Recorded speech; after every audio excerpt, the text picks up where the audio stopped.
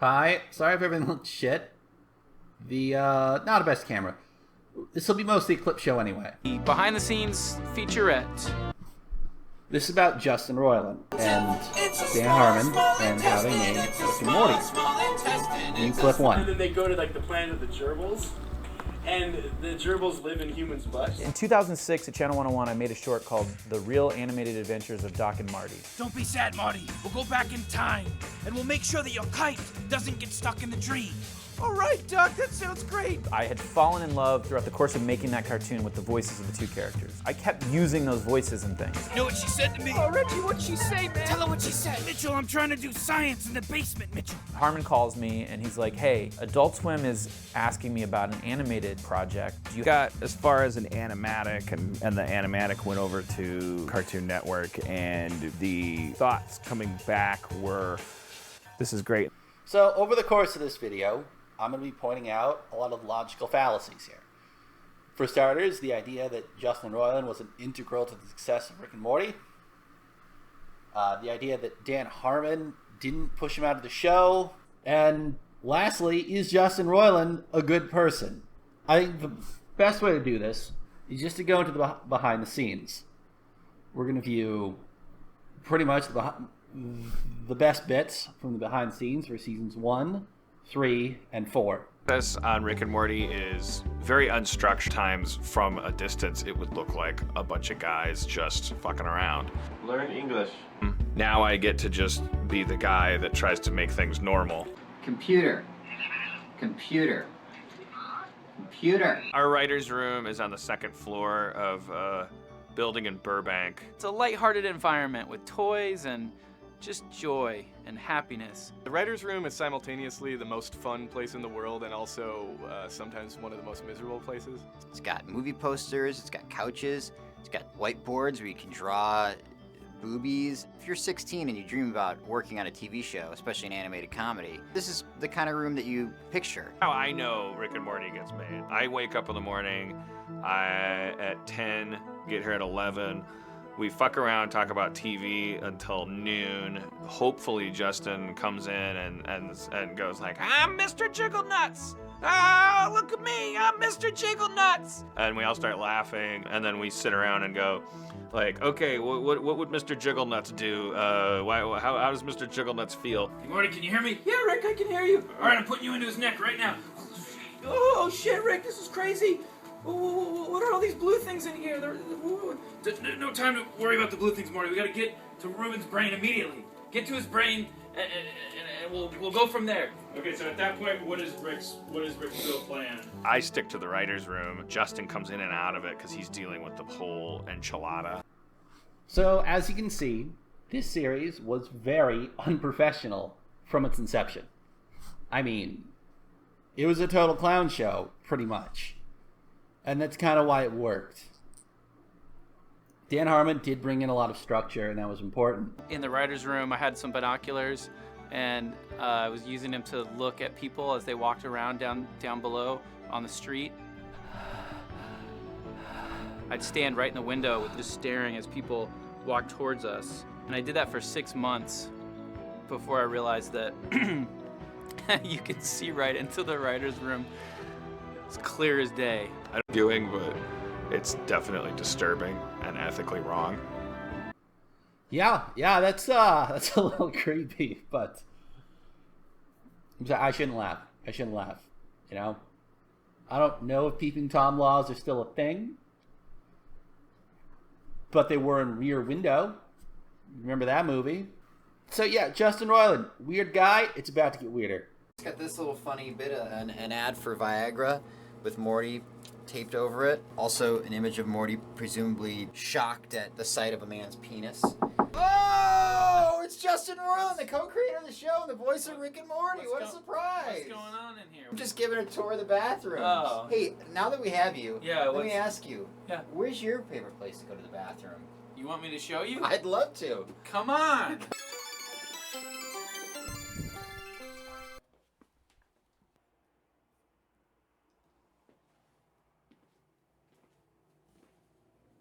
Right here.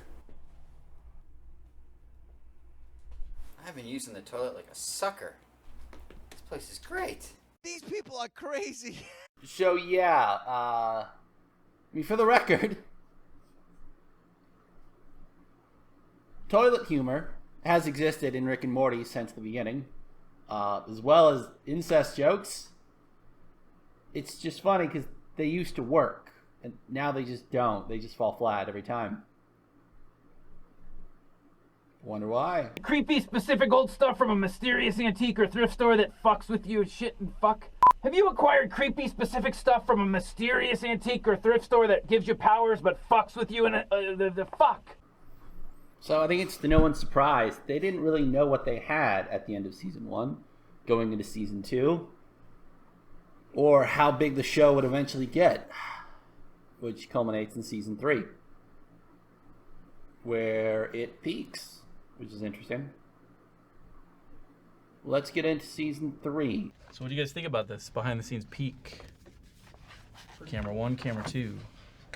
Is this for the audience or is this? Yeah, this is for the audience, man. Oh, okay. Camera 1, camera 2. It's like in Wayne's World. Remember that scene when he's above Tia Carrera and he's like going camera 1, camera 2. Blinking his eyes. Remember that? Yeah. So we're starting on page 29. Well, it couldn't have been easy for you to say that. I appreciate it. Well, it couldn't have been easy for you to say that, and I appreciate it. Well, it couldn't have been easy for you to say that, so I appreciate it. Okay, good. I'm hoping to get a piece of your sugar chicken later.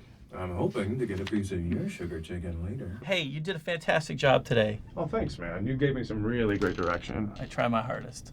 I'm Cosby number 6, Bathtub Cosby. House of Cosby's was the catalyst for Harmon and I to start collaborating on shit together. We both had a great deal of respect for each other and were fans of each other's shit that we were making. So stop trying to make us all scared, like Pierce Brosnan in Dante's Peak.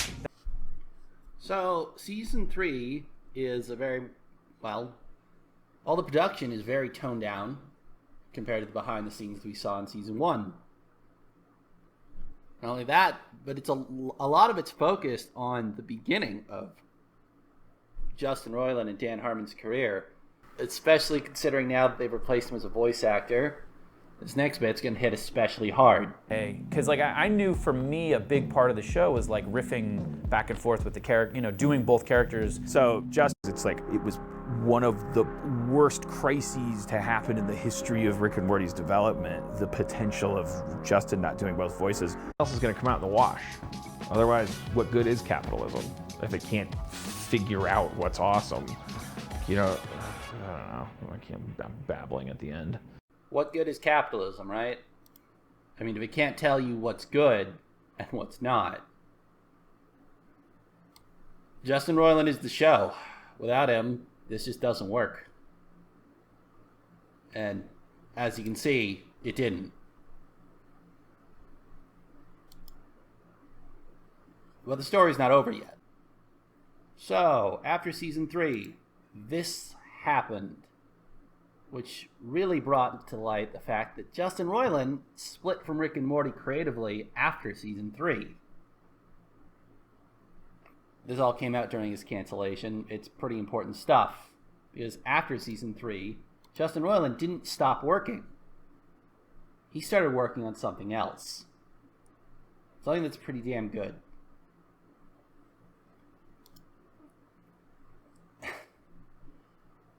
Yeah. Makes you wonder what exactly was the reasoning behind canceling him. I mean, what motivation could they possibly have? Other than jealousy and spite. Of course. I mean, Justin Roiland, he didn't need Rick and Morty.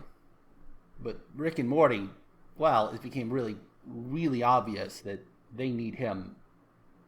And he wasn't going to come back. Currently, it's the middle of November. We have delivered 2 of these 70 episodes. So every time we deliver one, we're like 2 down, 68 to go. And coming down the pipe in season 5 are huge. The amount of time that we have scheduled is just not enough. Still working on the first 5 episodes that we have to air. We're doing finishing touches. We have retakes coming back, so we are frantically running around, sweating, stressed out, trying to get stuff done. So as you can see, special commentaries for season 4 were not exactly high energy or fun. was a depressing pile of shit. And more recently, one last piece of this puzzle, Dan Harmon did a little interview. Hang on.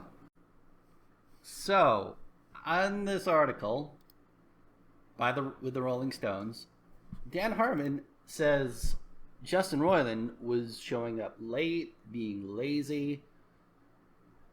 He felt that Dan had taken over the writer's room with the new writers that he brought in from Community back in season 3. But this doesn't actually make a lot of sense, because we know that when he left the show, when he said, "Fuck it, Dan, it's yours, have it," he wasn't lazy. He started Solar Opposites. He started High on Life. Well, not that game. He started Squanch Games, which produced like 4 video games, the last of which was High on Life.